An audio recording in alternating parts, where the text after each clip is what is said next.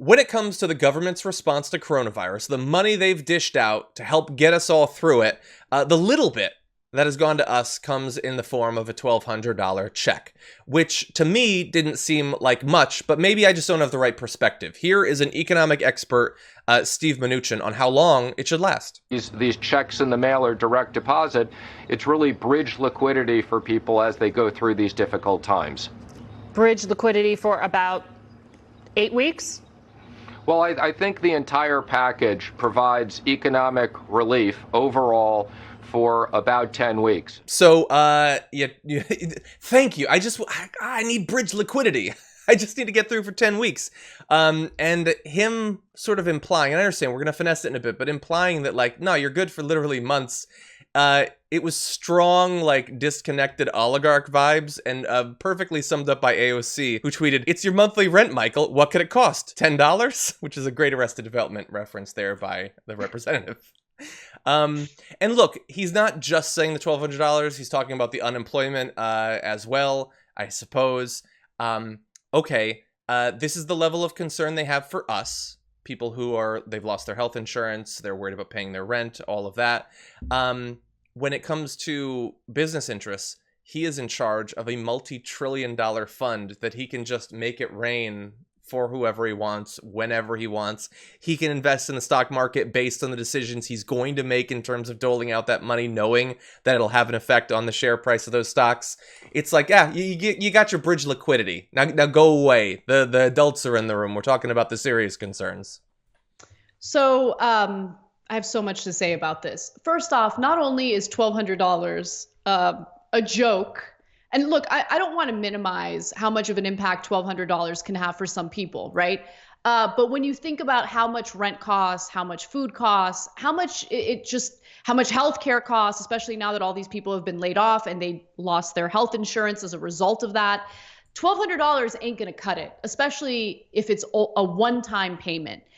Unemployment insurance under the stimulus package is actually robust. It's actually pretty good because you get an additional $600 from the federal government per week for up to 12 weeks. So about 4 months. And so, or is that 3 months? That's 3 months. Sorry. Yeah. So for 3 months. And so that's great. The unemployment insurance is great, except people are unable to apply for it because there isn't an infrastructure in place to deal with this massive number of people attempting to file for unemployment. 22 million Americans have already filed for unemployment.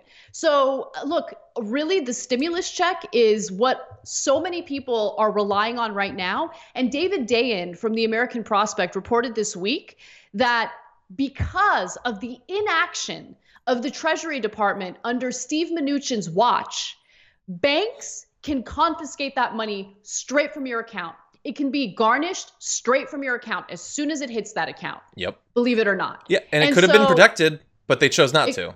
Exactly. They chose not to protect it. Steve Mnuchin and the Treasury Department decided to give, honestly, another little goodie to the big banks and to creditors rather than protect average Americans who need that help. And by the way, we are going to cover one other story today about how the corporations that are going to receive trillions of dollars in bailouts are allowed to pay their investors dividends. So if you happen to be an investor, which you probably are not, because the vast majority of those investors are in the top 1%, even though there's no economic activity right now, people aren't working, people have been laid off, consumers aren't able to spend, retail is down 8%, the very companies that needed that bailout are then going to turn around and pay dividends to their investors. Mm-hmm. That's why what we're seeing in the stock market right now is a complete and utter disconnect from what the real economy looks like. Yeah. All these people have been laid off, but the stock market has actually been doing pretty well. It's amazing. Yeah, the stock market goes up every Thursday when the new unemployment numbers come out, which tells you everything you need to know. And we're gonna get to those numbers in one sec. What could we have done hypothetically instead of the $1,200 and then they never talk about regular people again? Well, Keith Boykin tweeted out what different countries are doing. Australia, close to $2,000 a month. Canada, almost $1,500 a month. Denmark, $3,300 a month. France, up to $7,600 a month. And you see, and that can go on hypothetically for a long time. Us, you better, maybe mac and cheese, maybe Pop-Tarts, invest in something that is high calorie for the dollar if you want to make it last that long. And I'm glad that you brought up the unemployment. The new numbers, 5.2 million more, roughly 22 million so far in the past month. And that's the people who have been able to actually get through. And I know people who struggled day after day after day after day to finally make it through the system, which was not set up for... it's not like the unemployment system was doing well before this crisis and was a smooth thing to move through. It wasn't. And they didn't care because, again, it's something that serves those who are poorest, those who are most needy. That's not the priority of people like Steve Mnuchin.